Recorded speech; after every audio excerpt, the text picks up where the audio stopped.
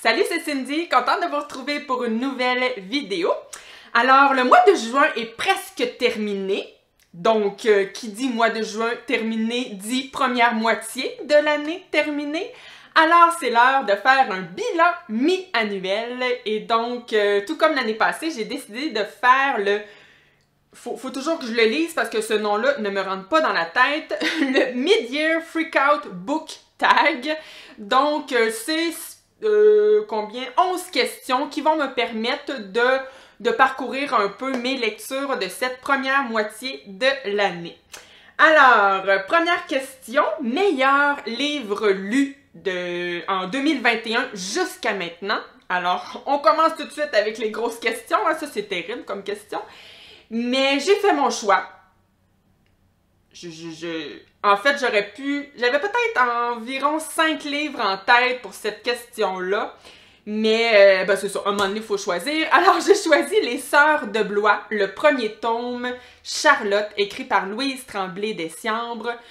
J'ai tellement aimé ce livre-là. Donc, c'est le premier tome d'une saga familiale historique, quoique l'aspect historique est pas si fort dans ce tome. C'est vraiment plus une histoire autour des personnages de cette famille, avec comme sujet la maladie mentale parce que la maman Blanche souffre d'hypocondrie et ça va même se transformer en syndrome de Munchausen, donc elle le fait vivre à sa petite fille Émilie. Et j'avais déjà lu, moi, d'autres livres avec le syndrome de Munchausen et je trouvais que c'était toujours traité d'une manière un peu grossière, tu sais, genre la maman qui met du Lysol dans le soupe de sa fille. Ben, peut-être que ça se peut dans la vraie vie, mais moi, non, ça se dit pas ça, mais je pense que ça doit beaucoup plus se rapprocher dans la vraie vie de cette histoire comme dans Les Sœurs de Blois parce que c'est traité avec beaucoup de finesse et de subtilité. Tu sais, oui, on la déteste, la maman, parce qu'on n'est pas d'accord avec ce qu'elle fait vivre à sa petite fille, mais d'un autre côté, on la comprend en même temps, puis je pense que c'est ça, hein, la maladie mentale, ça s'insère vraiment insidieusement dans la vie de la personne et dans les personnes qui l'entourent. Et donc, moi, j'y ai cru totalement à cette histoire, ça m'a imprégnée, j'étais passionnée par cette histoire et aussi par tous les personnages, oui, et par tous les personnages qui gravitent autour de Blanche, donc sa fille Charlotte, son mari, vraiment, là, tous les personnages m'intéressaient, j'ai adoré ce livre-là, je comprends même pas que je n'ai pas lu encore le tome 2 parce que c'est une tétralogie. Mais c'est sûr que ça va venir, d'après moi, cette année. Donc, un livre que j'ai adoré. Question numéro 2. Meilleure suite lue en 2021 jusqu'à maintenant, bien sûr. Alors, c'est pas vraiment une suite, donc peut-être que je triche un peu, mais c'est une genre de série. En tout cas, il y a un coffret qui se vend en librairie avec les 5 livres. Je vais essayer d'ailleurs de vous la mettre en photo ici. Mais j'en ai un avec moi, Souris de Rhéna Telgemeier. En fait, moi, celui-là, je l'ai pas lu encore, mais j'ai lu 3 livres de cette série. Et je n'ai pas beaucoup, moi, de BD jeunesse, mais celle-ci, je trouve que c'est de la grande qualité. Je les ai trouvés tellement bons, je les recommanderais à tous les jeunes. Je vous dirais des jeunes âgés entre 8 et 15 ans, peut-être. Et c'est toujours des sujets très importants, des sujets qui touchent justement les jeunes de près ou de loin. Et c'est traité, mais avec il n'y a aucune morale, tu sais, c'est pas moralisateur, justement. Et il y a aussi beaucoup de diversité dans les personnages de Rhéna Telgemeier. Donc, moi, c'est un gros coup de cœur de série jeunesse que je vous recommande fortement, même pour un adulte. Tu sais, on s'entend, je suis une adulte et j'ai adoré. Ça a été un gros plaisir de lecture. Numéro 3, nouvelle sortie que vous voulez lire. Alors, c'est un livre que j'ai vu passer énormément sur Instagram et sur Goodreads aussi. Un roman québécois. Je l'ai-tu vu sur Booktube? Je suis pas certaine, pas sûre. Mais en tout cas, moi, ça m'a énormément attirée. Il s'agit de La fille d'elle-même, écrit par Gabrielle Bouliane-Tremblay. Donc, je ne sais pas grand-chose de ce livre-là, outre que la couverture est magnifique. Et je sais que ça traite de la transsexualité. D'ailleurs, l'autrice est une femme trans. Et donc voilà, j'en sais pas plus, mais ça a l'air super bon. Mais il semble que tous les avis que j'ai vus étaient positifs. Ah non, j'ai perdu ma page, excusez-la. Ok, prochaine question. Nouvelle sortie de la deuxième partie de l'année que vous aimeriez lire. J'aimerais, je vais essayer, j'ai mon petit, je me l'étais noté ici parce que j'étais sûre que j'allais pas me souvenir du titre. J'aimerais lire L'autre bout du fil de Andrea Camilleri qui va sortir, si je me trompe pas, le 30 juin. J'ai lu cette année Le Manège des erreurs, qui n'était pas nécessairement un coup de cœur de ma première partie de l'année, mais quand même, j'avais adoré ce livre. Ça m'avait un peu rappelé les Agatha Christie, parce qu'on est dans une enquête très, très légère, mais qui fonctionne. Puis ici aussi, le livre qui va sortir, justement, on est toujours avec le commissaire Montalbano. Et je sais pas, il y a un petit côté drôle, je trouve, avec cet enquêteur. Et il y a de l'atmosphère aussi de l'Italie dans tout ça. Bref, j'ai très envie de le lire aussi. Puis c'est un petit livre de 300 pages. Donc, tu sais, genre roman policier qui se lit très rapidement et qui fonctionne, je suis certaine. Je suis certaine, non, je suis pas certaine, mais je le pense. Numéro 5. Plus grosse déception. Alors, ben, c'est le seul livre auquel j'ai donné 1 étoile sur Goodreads. Je me sens un peu mal, c'était peut-être un peu fort, mais quand je vous dis que j'ai été déçue, c'était une BD Freud de Corinne Maillet et Anne Simon. Et moi, je m'attendais à apprendre avec cette BD-là sur ce psychanalyste. Et finalement, moi, je trouvais pas que c'était une biographie. On part dans un espèce de délire psychédélique auquel, ben, j'ai pas compris grand-chose. En tout cas, j'ai certainement pas appris sur Freud, donc grosse déception pour moi cette année. Que voulez-vous? Numéro 6, plus grosse surprise. Ben là, c'est mon chum qui va être content parce que mon chum m'avait offert, à l'endroit, Le Parrain de Mario Puzo. Il me l'avait offert à Noël et honnêtement, là, ça me tentait pas de le lire. Parce que j'avais juste en tête histoire de mafia, et moi les histoires de mafia c'est pas trop ma tasse de thé, mais mon chum me dit non Cindy, ce n'est pas qu'une histoire de mafia, c'est surtout avant tout une histoire de famille. Et donc là quand il m'a dit ça, il a fait résonner une petite corde sensible en moi parce que hein, j'adore les histoires de famille. Et puis finalement il avait raison, c'est un des meilleurs livres que j'ai lus dans ma vie pour la richesse des personnages. Oh my god, tu sais, moi j'ai pas vu le film, hein, et je me souviens de chacun des personnages de la famille Corleone et il y a il y a une telle densité autour des personnages, ils sont tellement bien développés, décrits, je sais pas, il y a quelque chose qui se passe, on y croit. Moi, la famille Corleone, là, vraiment, elle existe dans la vraie vie. C'est fou, là, comme ces personnages-là ont laissé une trace en moi. Pas dans le sens que je pense pas à la famille Corleone à tous les jours de ma vie, là, mais tu sais, je suis sûre que je vais m'en souvenir. Est-ce que c'est fort de dire toute ma vie? En tout cas, je sais pas, mais je suis pas mal sûre que ça va résonner en moi un bon bout de temps.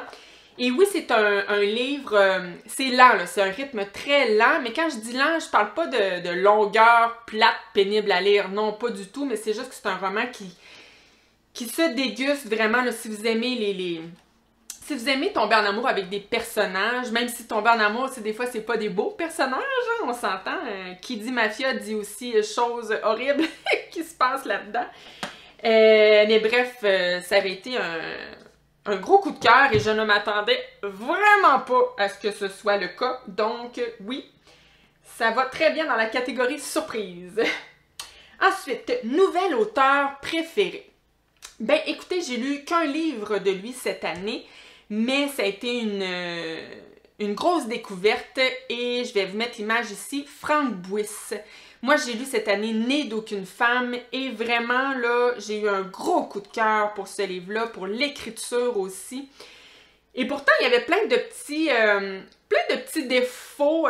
J'avais quelques petits bémols sur ce livre-là, puis je vous en avais même pas parlé dans mon bilan lecture parce que ça m'obligerait à vous révéler certains trucs de l'histoire, puis je veux vraiment surtout pas faire ça. Mais malgré ces petits bémols, ce livre-là, je m'en souviens encore parfaitement et pourtant je l'ai lu vraiment au tout début de l'année en janvier. Et ça m'avait... C'est le genre d'histoire là, qui m'obsédait. J'étais obligée de laisser de côté mon livre pour les obligations de la vie, genre aller travailler. Et je trouvais ça pénible de devoir le mettre de côté parce que j'étais obsédée par l'histoire de Rose dans ce livre. Et là, on est vraiment dans une histoire... on est dans du noir ici. Là, si vous n'aimez pas les histoires très noires, très sombres, ne lisez pas ce livre. Mais moi, là, ça m'avait transporté ce livre et je le choisis pour cette question-là parce que c'est sûr que je veux lire d'autres livres de Franck Buis. Ça, c'est une certitude de l'année 2021. Ensuite, nouveau crush favori. Et par crush en tout cas, on entend béguin, hein? Donc, et moi, j'ai eu le béguin. Cette année, je suis tombée en amour, oui, avec un personnage. Et ce personnage, c'est Levi dans Fangirl, écrit par Rainbow Rowell. En fait, ce gars-là, je voudrais que ce soit mon gendre. Je veux que ma fille, comme premier chum, rencontre un Levi. Parce que, mais quel chic type! Je trouvais que ça faisait tellement du bien. Parce que souvent, dans les romances, le gars, c'est le beau mec tatoué qui a l'air un peu bad boy, mais qui, à l'intérieur, a un cœur tendre. Mais ici, c'est pas le cas, mais pas du tout. C'est au contraire un gars qui, de prime abord, n'est pas le beau mec, en tout cas, selon les stéréotypes qu'on connaît habituellement, mais qui est plutôt un gars qui, plus on le connaît, plus il devient beau, tu sais, puis c'est ça, en fait, la vraie beauté. Et il est charmant, il est attentionné, il pense aux autres, c'est vraiment pas quelqu'un qui est « je me moi », centré sur lui-même, qui est sur son cellulaire, puis tout, tu sais, non, là, il est merveilleux, hein, il est merveilleux, moi, je l'aimais trop, ce personnage de Levi. Alors, voilà, c'était... Il n'y avait même pas de doute pour moi que ça allait être ma réponse pour cette question. Numéro 9. Nouveau personnage préféré. Moi, c'est un livre que j'ai terminé là, dans les dernières semaines. Au revoir là-haut de Pierre Lemaître. J'avais tellement aimé les personnages de Albert et Édouard dans ce livre-là. Ici aussi, un peu comme pour Le Parrain, je trouvais que les personnages étaient tellement bien développés, tellement intéressants. En plus, l'histoire qui leur arrive, ça ressemble à rien d'autre de ce que j'ai lu. Il y a vraiment une originalité dans ce livre-là. Et d'ailleurs, j'avais oublié le nom de la trilogie dans mon bilan. C'est Les Enfants du désastre. Et donc, moi, clairement, que je vais lire le prochain tome, même si je ne pense pas qu'on est avec les personnages de Albert et Édouard. Je pense plus qu'on va être avec les personnages secondaires qui étaient dans ce livre-ci, genre la sœur d'Édouard, si je me trompe pas. Mais je suis bien contente. J'ai très hâte de les connaître davantage dans les prochains tomes. Mais ici, vraiment, j'ai beaucoup aimé les personnages de ce livre-là. Ensuite, le livre qui vous a fait pleurer. Ben, je vous en ai pas encore parlé parce que, en fait, je vous en parle la semaine prochaine dans mon prochain bilan lecture. Cherchez Sam de Sophie Bienvenue. C'est le genre de livre qui m'a brisé à l'intérieur. Alors oui, j'ai braillé. Mais je vous en dirai pas plus. Je réserve mon avis pour la semaine prochaine si ça vous intéresse. Mais, ça a été dur pour mon petit cœur, ce livre. Dernière question, le livre qui vous a rendu heureuse. Eh bien, c'est une romance. Moi, j'en ai pas beaucoup des romances, mais quand j'en ai une et que ça fonctionne, ça me rend heureuse. Ça me rend de bonne humeur. Et ce livre-là, en fait, il y a 2 parties. C'est, voyons, vas-tu le dire? About Love de Nadège Roy, donc une autrice québécoise. C'est tout simple, ça réinvente pas le genre, il y a beaucoup de clichés qu'on voit souvent dans les romances, mais ça avait complètement fonctionné avec moi, ça m'avait donné ces petits frissons que j'aime avoir, tu sais, quand le sentiment amoureux débute, là, hein, vous savez le genre de frissons. J'avais adoré ces 2 livres de Nadège Roy.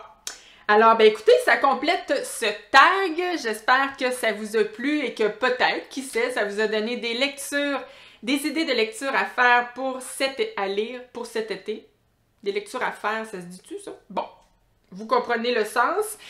La semaine prochaine, je vous reviens avec un bilan lecture.